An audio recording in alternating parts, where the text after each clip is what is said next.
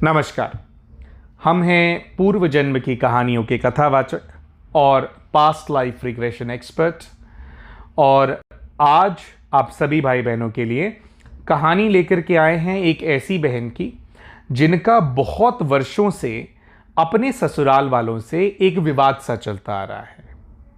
इन बहन ने बताया कि मेरा ये जो विवाद है दरअसल मेरे अपने ही पति को लेकर के है, जो कि मेरा ससुराल वालों से चल रहा है। और अब तो इस विवाद के अंदर और एक षड्यंत्र के अंदर मुझे ऐसा लगता है कि मेरे ससुराल वालों ने, जो मेरा जवान बेटा है, लगभग 20-22 साल की उम्र का इनका बेटा है, इन्होंने बताया कि उसको भी इन लोगों ने अपने जैसे षड्यंत्र के अंदर शामिल कर लिया है और उसको भी एक मोहरा सा इस पूरे षड्यंत्र का उन लोगों ने बना लिया है। बहन ने हमारे को बताया कि जब से मैं विवाह करके इस परिवार के अंदर आई हूं, तब से लेकर आज तक मैं कभी भी जो मेरे ससुराल वालों का जो मेन जो फैमिली का घर है गांव का, उसके अंदर नहीं रही हूं। दरअसल मेरे पति हमेशा से एक सरकारी नौकरी के अंदर रहे हैं और उनकी सरकारी नौकरी की पोस्टिंग के चलते हुए हमेशा से मैं अपने पति के साथ शहर में अलग से रहती आई हूं। मेरा जो बेटा भी है वो भी हम लोगों के साथ अलग से शहर में रहता आया है। लेकिन हमेशा से जो मेरी ससुराल वाली परिवार है, जो ये फैमिली है, इनकी ये एक्सपेक्टेशन रही है कि मेरे पति अपनी कमाई में से एक बड़ा हिस्सा गांव जो यहाँ पे परिवार है उसके भरण पोषण के लिए भेजे। तो हमने बहन से कहा कि बहन, इसके अंदर ऐसा कोई षड्यंत्र वाली बात तो हमारे को नज़र नहीं आ रही है। गांव देहात के जितने भी परिवार होते हैं वहाँ पर इस प्रकार की एक्सपेक्टेशन होती है, क्योंकि गांव के अंदर इतने ज़्यादा साधन नहीं होते हैं और परिवार के जो बच्चे होते हैं उनको इसी उम्मीद से शहर में पढ़ने के लिए, शहर में काम करने के लिए भेजा जाता है कि बच्चे वहाँ रह करके अच्छा कमा लेंगे और एक अच्छा अमाउंट गांव के वाले परिवार के अंदर आ जाएगा और परिवार का यहाँ पे भरण पोषण होता रहेगा। तो अगर ऐसा ये लोग एक्सपेक्ट कर रहे हैं तो कुछ अलग सा तो एक्सपेक्ट नहीं कर रहे हैं, तो इससे मतलब आपको समस्या क्यों हो रही है? ये तो हर कोई करता है, जिनके भी बड़े परिवार होते हैं वो लोग तो करते ही हैं ये सब कुछ। तो बहन ने हमारे को बताया कि दरअसल जो मेरे ससुराल वाले हैं वो किसी भी प्रकार की दरिद्री को कभी भी उन्होंने फेस नहीं किया है। दरअसल ये अच्छा जमींदारों का परिवार है। हमारे पास अच्छी खासी ज़मीन है, अच्छी खासी प्रॉपर्टीज़ हैं गांव के अंदर, और हमेशा से ही गांव में भी जो बड़े खेती बाड़ी करने वाले लोग होते हैं, जो अमीर लोग होते हैं, उस प्रकार का हमारा एक परिवार है। तो मुझे ऐसा नहीं लगता है कि भरण पोषण करने के लिए इनको असली में मेरे पति की तनख्वाह में से एक जो वो हिस्सा मांगते हैं उस हिस्से की ज़रूरत है। इन्होंने बताया कि मुझे हमेशा से यह लगता आया है कि इन लोगों की मुझसे जैसे कोई खार सी है। ये लोग मुझे बिल्कुल भी पसंद नहीं करते हैं और ख़ास तौर पर मेरे देवर और देवरानी मुझे बिल्कुल भी पसंद नहीं करते हैं। और यह लोग हमेशा से इस सोच के साथ जीते आए हैं कि मेरे पति के पास और मेरी जो अपनी न्यूक्लियर फैमिली है उसके अंदर इतना पैसा ही ना रहे कि मेरी ज़रूरतों को मेरे पति अच्छे से पूरा कर पाए। और मुझे ऐसा लगता है कि मेरे पति के कान भरने का काम भी मेरे देवर और जो देवरानी है वो हमेशा से करते आए हैं। तो मैं जानना चाहती हूं कि इन लोगों को दरअसल मेरे साथ समस्या क्या है। हमने जब इनसे पूछा कि आप बताइए कि आप तो कह रहे हैं कि बेटे को भी इन्वॉल्व कर लिया है, तो कैसे किया? तो इन्होंने बताया कि भाई जी, दरअसल अब जो मेरे पति हैं वो रिटायर हो चुके हैं और उनके रिटायरमेंट के बाद, हालांकि अभी भी शहर में हमारा घर है, लेकिन अपने पति के साथ अभी मैं गांव आई हुई हूं।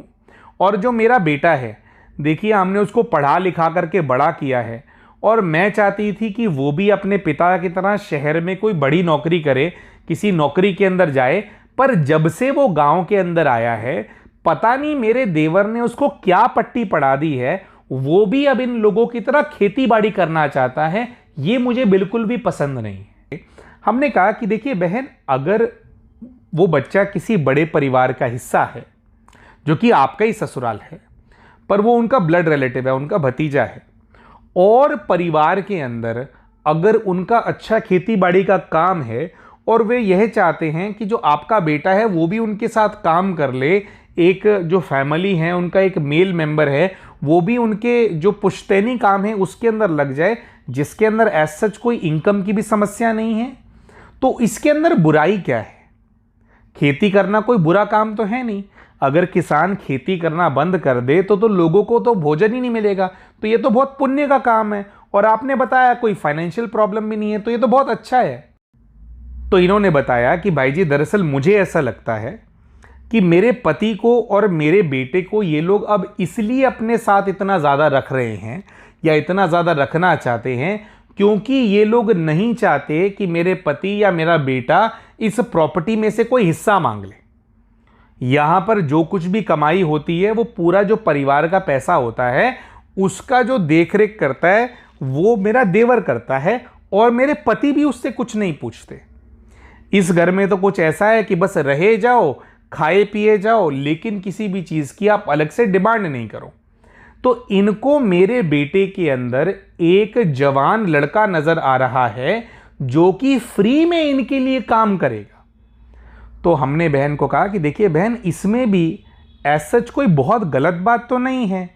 जो परिवार के जो सारे सदस्य होते हैं वो लोग तो इसी प्रकार से काम करते हैं। जब साझा काम होता है उसमें तो ऐसा ही होता है, लेकिन हाँ, हर किसी को जैसे जो अपनी ज़रूरतें होती हैं उसके लिए मेहनत आना और जो भी खर्चा वगैरह होता है वो तो परिवार के सारे जो सदस्य हैं वो निकालते रहते हैं। तो आपका बेटा भी निकाल पाएगा, अपनी सारी ज़रूरतों को पूरा कर पाएगा। तो हमारे ये सारे प्रश्न इन बहन से पूछने का यही भाव था कि आपको यहां पर बुरी इंटेंशन कहां कहां लग रही है वो उसको खुल करके हमें और अच्छे से बताएं। जब हमने इनसे इतने सारे कठिन प्रश्न किए तो बहन ने खुल करके हमारे को एक और बात बताई। इन बहन ने कहा कि भाई जी, जब से मैं यहां पर अब परमानेंटली रहने के लिए आ गई हूं, सिर्फ अभी से नहीं, लेकिन मुझे हमेशा से ऐसा लगता आया है कि जैसे मेरे जो देवर और देवरानी हैं ये लोग मेरे ऊपर किसी प्रकार का तंत्र मंत्र करवाते रहते हैं, जिसकी वजह से समय समय पर मैं बहुत ज़्यादा बीमार पड़ जाती हूँ। हमने बहन से कहा कि देखिए बहन, आप पहले से ही शायद एक नेगेटिव इमेज इन लोगों की अपने मन में बना करके चल रही हैं। हो सकता है ये आपका वहम हो, आप वैसे ही बीमार पड़ जाती हों। तो इन बहन ने हमारे को कहा कि नहीं भाई जी, देखिए ये सारी जो बातें हम ऐसे ही नहीं कह रहे हैं। कई सारी ऐसी चीज़ें हैं जो कि मेरे हाथ लगी हैं, कई सारी चीज़ें मेरे सामने ऐसी होती हैं जिनसे मेरे ऊपर प्रभाव आता है। मैं तभी आपके सामने ये बात रख रही हूँ। तो हमने बहन से कहा कि आप कुछ उदाहरण दीजिए। तो इन्होंने कहा उदाहरण के तौर पर कई बार ऐसा हुआ है कि यह लोग जैसे गांव से शहर में हमारे परिवार में हमसे मिलने के लिए आया करते थे और इन लोगों के चले जाने के कुछ दिनों बाद मुझे कई सारी ऐसी चीज़ें अपने घर में से मिलती थी जिनको अगर आप देखेंगे, जैसे कि किसी प्रकार के काले धागे में बंधी हुई पुड़ियाएं और इस प्रकार की कई सारी चीज़ें इन्होंने हमारे को बताई थी, जिससे कि इनकी इंटेंशन ऐसा हमारे को पता लगती थी कि जैसे कि ये लोग ये सब चीज़ें घर में मेरे बिस्तर के पास, मेरे बेड के पास जहाँ पर मैं सोती हूँ वहाँ पर स्पेशली प्लांट करके गए, जिससे कि मेरे ऊपर किसी प्रकार का बुरा प्रभाव जो है वो आ जाए। इसके साथ साथ इन्होंने बताया कि जब से मैं यहाँ पर रहने के लिए आई हूँ तो जिस कमरे में मैं रुकी हुई हूँ, पहले इस कमरे के दरवाजे के ऊपर ऐसा कुछ नहीं था,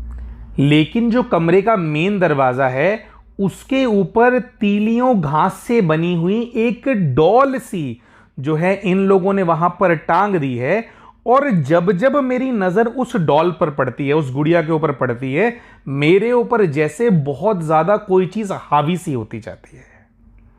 तो हमने कहा बहन कि ऐसा कैसे हो सकता है, दिन दहाड़े कोई आपके दरवाजे के ऊपर ऐसी चीज़ टांग रहा है, तो आप उनको बोल सकते हो ना कि भाई ये क्या है, ये आप क्यों यहाँ पर टांग रहे हो। तो इन्होंने हमारे को बताया कि भाई जी दरअसल बात कुछ ऐसी है कि मैंने इस बात पे बात छेड़ी थी। तो इन्होंने हमारे को ऐसा बताया कि परिवार को नजर ना लग जाए उसका किसी प्रकार का ये उपाय है जो इन लोगों ने किया हुआ है। लेकिन जब भी मैं उस डॉल की तरफ देखती हूं तो मेरे ऊपर वाकई में मुझे ऐसा लगता है जैसे कि कोई चीज़ है जो बहुत ज़्यादा हावी हो रही है, मुझे दबा देती है। कितनी बार मेरे ऊपर ऐसा अटैक होता है, मुझे ऐसा लगता है कि जैसे ये किसी देव को मेरे अंदर भेज देते हैं और वह चीज़ मेरे अंदर आकर के मेरे साथ बहुत ज़्यादा मारपीट करती है। दोस्तों, यहां पर देव कहने का अभिप्राय किसी दिव्य आत्मा से नहीं है, लेकिन जिन लोगों के ऊपर इस प्रकार की चीज़ों का भी प्रभाव होता है तो वो हमेशा डर करके इन चीज़ों को भी देव कह करके ही संबोधित करते हैं। तो इन बहन ने हमारे को कहा कि भाई जी, मैं अपना पास्ट लाइफ रिग्रेशन कराना चाहती हूं और देखना चाहती हूं कि इन लोगों से मेरी ऐसी क्या दुश्मनी है जिसके चलते ये लोग मेरे हमेशा से जान के दुश्मन बने रहे। इस प्रकार का तंत्र मंत्र न जाने कितने वर्षों से, शायद जब से मैं शादी करके आई हूं उसके कुछ वर्षों के बाद ही इन लोगों ने ये सब कुछ करना शुरू कर दिया था। तब से ये लोग करते आ रहे हैं। कभी इन लोगों ने मेरे हाथ में पैसा नहीं रुकने दिया। अभी भी ये लोग यही प्रयास कर रहे हैं कि हम लोग अपना हिस्सा इनसे न मांगे, और उसके ऊपर भी मेरे पति को और मेरे बेटे को तो ये लोग अपने साथ रखना चाहते हैं। बेटे का तो इतना ब्रेन वॉश कर दिया है कि वो ये कहता है कि माँ, अगर तुम शहर रहने के लिए भी जाओगी तो भी मैं तुम्हारे साथ नहीं आऊंगा, मुझे तो यहीं अब गांव में रहना है। तो उन लोगों को तो ये बहुत ज्यादा अपने साथ रखना चाहते हैं।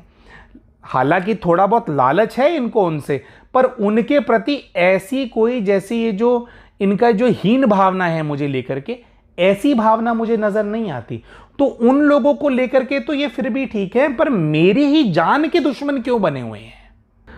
तो इन बहन की ये सारी बातें सुनने के बाद हमने जो है इनका पास्ट लाइफ रिग्रेशन किया।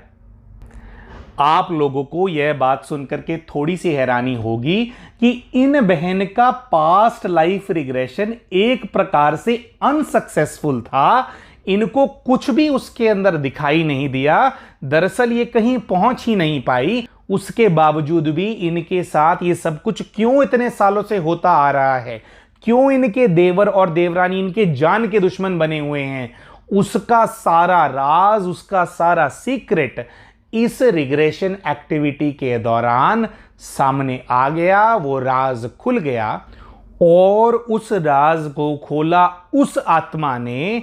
जिन्होंने इनके देह के अंदर उस वक्त भी प्रवेश किया हुआ था जिस वक्त ये सारी कहानी ये हमारे को बता रही थी। तो दोस्तों, होता कुछ ऐसा है कि जब हम पास्ट लाइफ रिग्रेशन करते हैं तो व्यक्ति को ट्रांस में ले जाने का एक बहुत ही लंबा प्रोसीजर होता है, जिसके अंदर लगभग पौना घंटा से लेकर के 1 घंटे का समय लगता है। और इसी एक्टिविटी को जब हम ऑलमोस्ट खत्म करने वाले थे, मतलब इनको हमने सारे इंस्ट्रक्शंस दे दिए थे, ये ऑलमोस्ट उस स्टेज के अंदर पहुंच गए थे जिसके अंदर पूरी तरह से इंसान को एक मदहोशी सी छाने लग जाती है और जो आपकी बिल्कुल कॉन्शियस स्टेट होती है, आप उससे बाहर निकल जाते हो, आप दूसरी तरह की चीज़ों को अनुभव करने लग जाते हो, सूक्ष्म शक्तियों को अनुभव करने लग जाते हो। तो उसके अंदर क्या है कि अलग अलग मेथड्स को यूज़ किया जाता है। और उस दिन हमने जिस मेथड को यूज़ किया उसके अंदर कुछ ऐसा होता है कि हम व्यक्ति को एस्ट्रल प्रोजेक्शन कराते हैं।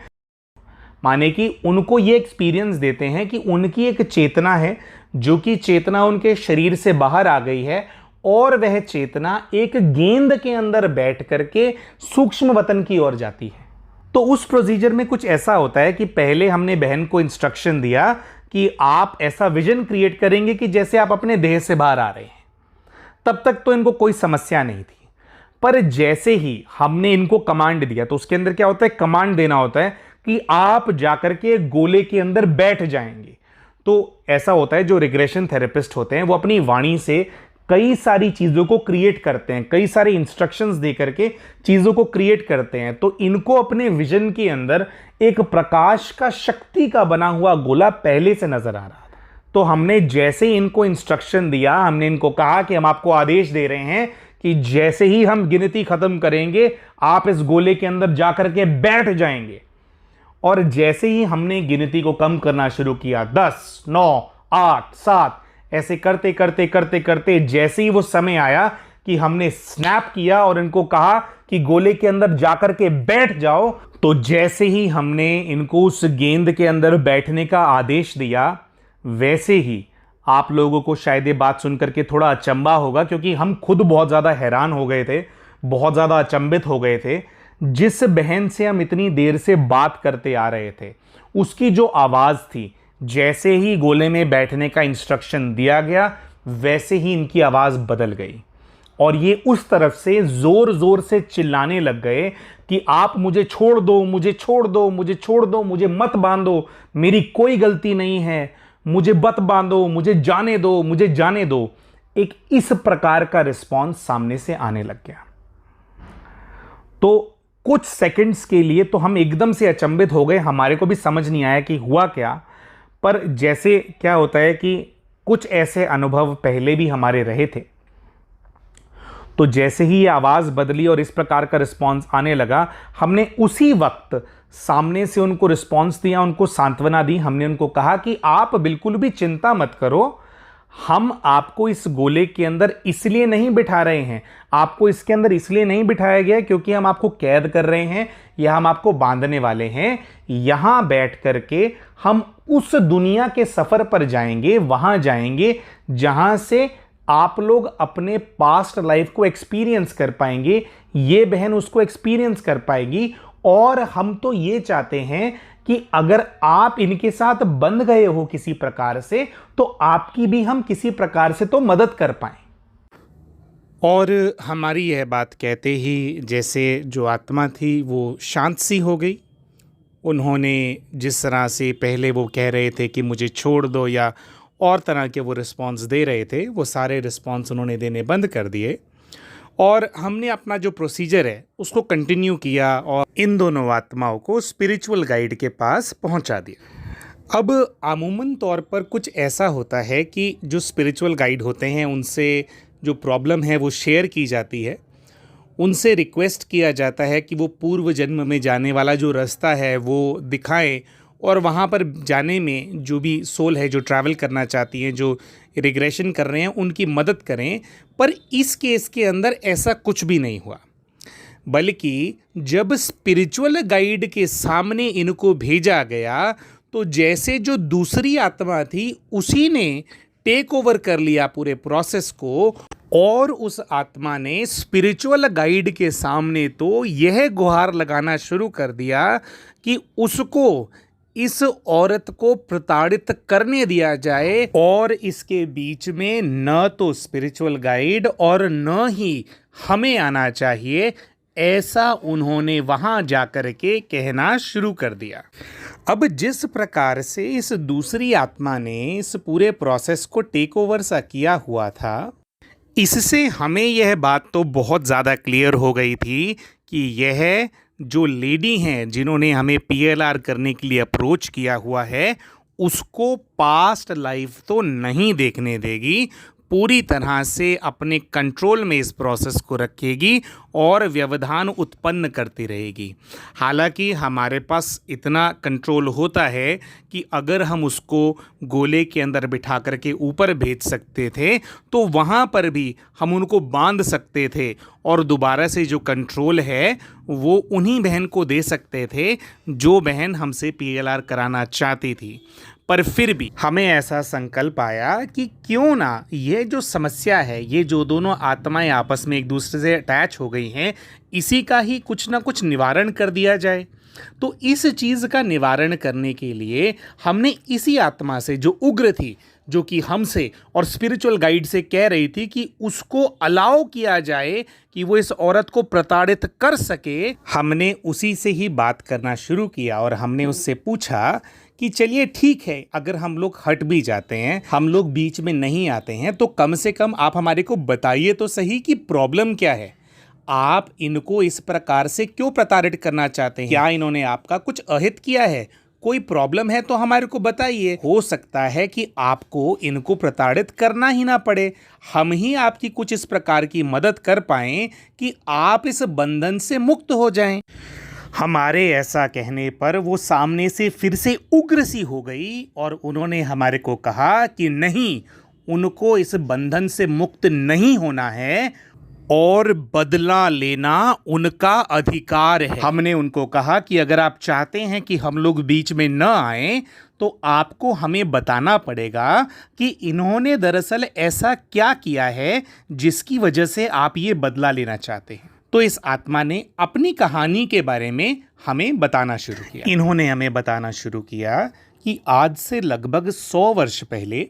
ये दरअसल एक ऐसे कबीले का हिस्सा थे जिस कबीले का काम डकैतियां डालना और चोरी चकारी करना था, और इन्हीं के कबीले के कुछ लोगों ने मिल करके इसी औरत के, इसी महिला के, जो कि उस जन्म में एक पुरुष थी, इनके घर के अंदर दरअसल एक डाका डाला था। इन्होंने ऐसा बताया कि उस डाके के दौरान ये तो अपने घर के अंदर मौजूद नहीं थे, लेकिन उस जन्म के जो इनके बूढ़े माता पिता थे वो उस घर में उस समय मौजूद थे जिस समय उनके घर में डाका डाला जा रहा था। और इनके बूढ़े माँ बाप के प्रतिकार के चलते हमारे कबीले के कुछ लोगों ने उनको ऐसी चोट पहुंचा दी थी जिसकी वजह से उन दोनों के प्राण चले गए।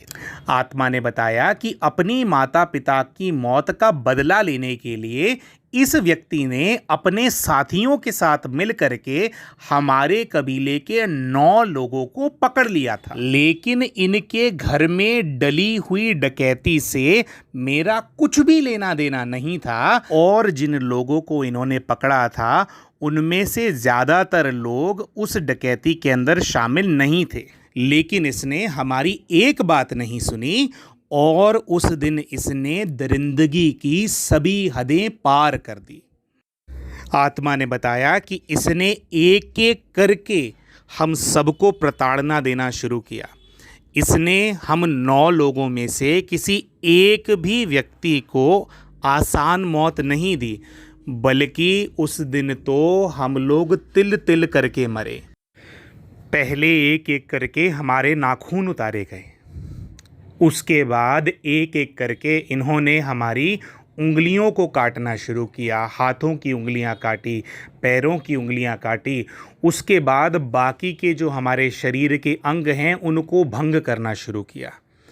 कितने लोग तो प्रताड़ना शुरू होते ही बेहोश होने लग गए, लेकिन जो लोग बेहोश हो जाते उनको ये वापस होश में लाते और फिर से उनके बाकी के अंग भंग करते।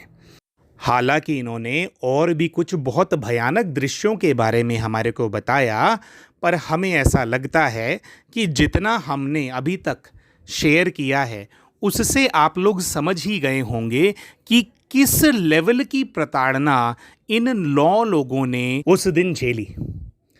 तो हमने इनसे कहा कि क्या आपके अलावा और भी कोई आत्माएं प्रेत योनि में घूम रही हैं जो कि इनको इस प्रकार से प्रताड़ित कर रही हैं? तो उन्होंने बताया कि हाँ, मेरे अलावा और आत्माएं भी हैं, पर सब लोग प्रेत योनि में नहीं हैं। हम में से कईयों का जन्म हो गया है और जन्म लेकर के वो लोग भी इससे बदला लेने की कोशिश कर रहे हैं। जब हमने उनसे पूछा कि क्या आप बाकी के 8 लोगों के बारे में हमारे को बता सकते हैं, तो उन्होंने बताया कि जो इनके देवर और देवरानी हैं वो भी उन 9 लोगों के अंदर शामिल थे जिनके साथ इन्होंने ऐसा सलूक किया था। और उसके साथ साथ इनके देवर और देवरानी ने जिस तांत्रिक के पास जाकर के तंत्र मंत्र की क्रिया कराई, जिस तांत्रिक ने मुझे बांध रखा था, दरअसल वो तांत्रिक नहीं जानता कि वो तांत्रिक भी हमारे ही कबीले में हमारा साथी था और उन 9 लोगों में मरने वाला वो भी था। इसके साथ इन्होंने बताया कि जो बाकी की और प्रेत आत्माएं हैं जिनको वह तांत्रिक इंस्ट्रक्शंस देता है इनको परेशान करने के, इनके अलावा इन्होंने बताया कि और भी आत्माएं इनके अंदर प्रवेशता करती हैं, इनको परेशान करती हैं। ये नहीं जानती कि कितने लोग आकर के इसको परेशान करते हैं। वो सब आत्माएं भी हमारे उसी कबीले के सदस्य थे और उन 9 लोगों में मरने वाले बाकी के वो लोग भी जो बच गए हैं, इनके देवर देवरानी और उस तांत्रिक के अलावा, वो सब लोग भी मेरे साथ अभी प्रेत योनि के अंदर ही अपना जो जीवन है उसको बिता रहे हैं। तांत्रिक वाली बात के ऊपर हमने इनसे प्रश्न किया कि जो तांत्रिक हैं वो तो आप ही के साथी थे, आप ही के साथ मरे, तो ऐसा क्यों है कि उन्होंने आकर के जब दोबारा जन्म लिया, तंत्र मंत्र सीखा और उन्होंने ही आप लोगों को बांधा, तो वो तो आपके सहयोगी होने चाहिए ना, आपके मित्र होने चाहिए। तो उन्होंने बताया कि नहीं, उसके साथ हमारा कुछ और आपस में हमारा कर्म बंधन है, हमारा कार्मिक अकाउंट है, जिसकी वजह से उसने हमें बांध रखा है, लेकिन हम सब लोग मिल कर के इसको इसीलिए परेशान कर रहे हैं क्योंकि इसने हमारे को अंग भंग करके एक एक हमारे शरीर के टुकड़े को, एक एक हमारे शरीर के अंग को हमसे अलग करके हम लोगों को मौत के घाट उतारा था। उसी चीज़ का बदला हम इससे ले रहे हैं और लेते रहेंगे। अब दोस्तों, क्योंकि हम यहाँ पर ऑलरेडी सेशन कर ही रहे थे, इतनी सारी जानकारी हमें प्राप्त हो गई थी, तो कहीं ना कहीं हमारे को अपना एक कर्तव्य जैसे वहाँ पे महसूस हो रहा था कि ये दोनों ही आत्माएं बहुत ज़्यादा सफ़र कर रही हैं।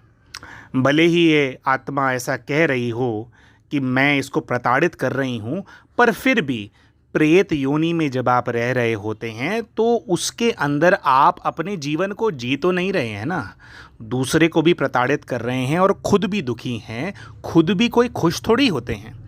और काफ़ी देर बात करने के बाद हम इनको कन्विंस कर पाए कि इनको इस बंधन से मुक्त हो जाना चाहिए और प्रकाश दिखाने की विधि का इस्तेमाल करके हम उनको उनके आगे की जर्नी के ऊपर भेजने में कामयाब भी हो पाए।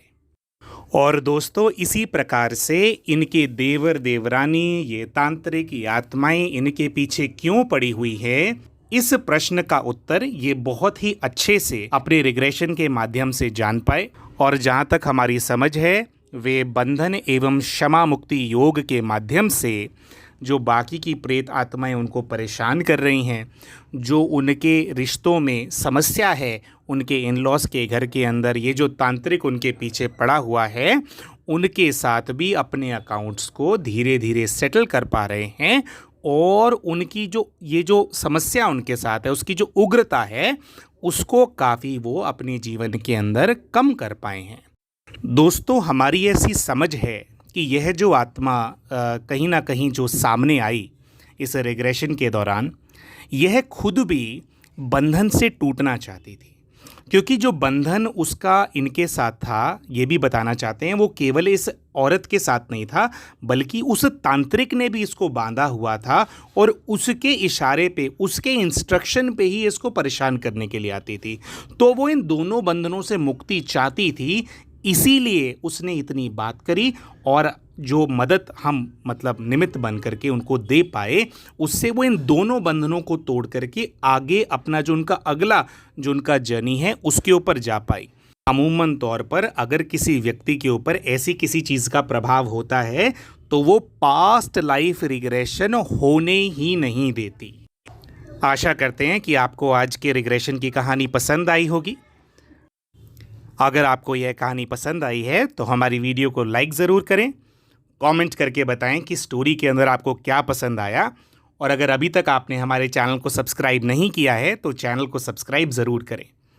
अगर आप हमसे हमारी सेवाओं और हमारी वीडियोस के बारे में रेगुलर अपडेट्स प्राप्त करना चाहते हैं तो डिस्क्रिप्शन और पिन्ड कमेंट में दिए हुए हमारे व्हाट्सएप ग्रुप का जो लिंक है उसका इस्तेमाल करके हमारे व्हाट्सएप ग्रुप को ज्वाइन ज़रूर करें। अगर आप हमारे को हमारी सेवाओं के लिए अप्रोच करना चाहते हैं, कांटेक्ट करना चाहते हैं, तो इसी वीडियो के डिस्क्रिप्शन में दिए हुए फ़ोन नंबर के ऊपर आप हमें व्हाट्सएप से मैसेज भेज सकते हैं। हमारे साथ जुड़े रहने के लिए आपका बहुत बहुत धन्यवाद।